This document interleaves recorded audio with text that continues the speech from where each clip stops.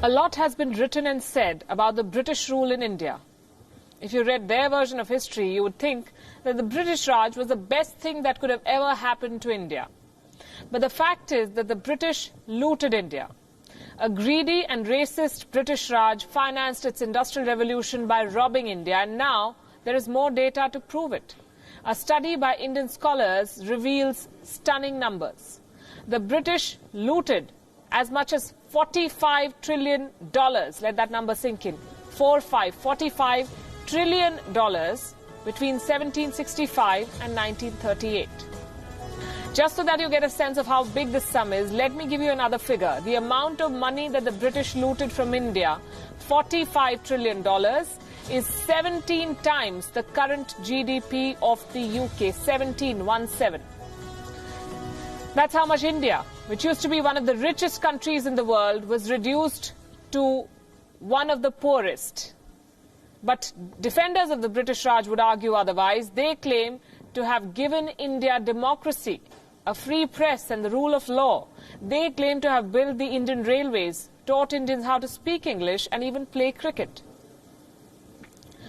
A British research company, in fact, asked the citizens of the UK about this in 2014.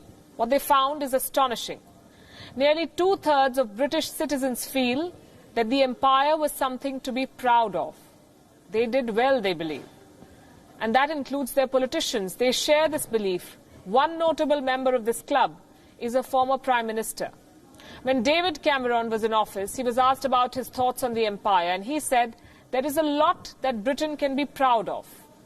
The timing of the statement was even worse. He was visiting the Jallianwala Bagh in Amritsar in 2013. Listen to his comments, and I'm quoting. This is what the former British PM said. As I was asked the question yesterday, in terms of our relationship with India, is our past a help or a handicap? I would say that it's a help because of the shared history, culture, the things that we share, and also the contributions the Indians talk about that we've made. Contributions. No word on the colonial loot, no word on the misdeeds, the rampant abuses. That's a part of history that has been conveniently brushed under the carpet. It is a fact that British school students do not learn much about their colonial past in schools. Here's a quick eye-opener for them and for all those people who believe that the Brits helped India. This is what they did. The British imposed heavy taxes on Indian producers. The British stole goods and exported them around the world for a profit of 100%. The earnings were then used to finance imports of strategic materials like iron, tar and timber from Europe. These were essential to the industrialization of the Great Britain. Due to loot from India, Britain had an impressive trade surplus that lasted for 3 decades in the 20th century. In fact, most of the so-called hallmarks, like the railways and the British architecture in India, were actually built by the Brits for themselves, for their own use, to help their own interests in India. These were no gifts for India or Indians. Take the example of the railways. The British built the network for themselves. No two ways about it. They used their own technology. Indians were forced to buy British equipment at high prices. The bill was footed by Indian taxpayers. We paid them for building all this. The British earned all the money. And now they want gratitude too. I'm afraid we can only give them numbers, and numbers they may not like. India's share of the world economy, when Britain arrived on its shores, was 23%. By the time they left, India's share was down to less than 4%. Why and how did that happen? Simply because India had been governed for all these years for the benefit of Britain. Britain's rise for 200 years was financed by its depredations in India. These are not my words. These are the words of Congress lawmaker Shashi Tharoor. Take a look at this.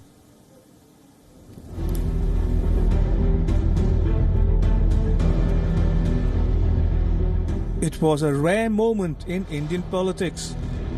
Narendra Modi heaping praise on Shashi Tharoor for his debating skills. Modi was commending the opposition lawmaker for his passionate argument in the Oxford Union debate on whether Britain owes India reparations for 200 years of its colonial rule. The essence of Tharoor's submission was about the toll that British rule took on India's economy. India's share of the world economy when Britain arrived on its shores was 23%. By the time the British left, it was down to below 4%. Why? Simply because India had been governed for the benefit of Britain. Britain's rise for 200 years was financed by its depredations in India. In fact, Britain's industrial revolution was actually premised upon the deindustrialization of India. Modi said Tharoor's speech gelled with the feelings of patriotic Indians on the issue and also shows what impression one can leave with effective arguments by saying the right things at the right place. As far as I'm concerned, the ability to acknowledge a wrong that has been done, to simply say sorry, will go a far, far, far longer way than some percentage of GDP in the form of aid. What is required, it seems to me, is accepting the principle that reparations are owed. Personally, I'd be quite happy if it was £1 a year for the next 200 years after the last 200 years of Britain and India. The debate was entitled, "This House Believes Britain Owes Reparations to Her Former Colonies." It was organized by the Oxford Union, a debating society in the English city of Oxford, whose members are drawn from the University of Oxford. And just in case you're curious to know who won the debate, well, Tharoor's team won the debate with 185 votes to 56.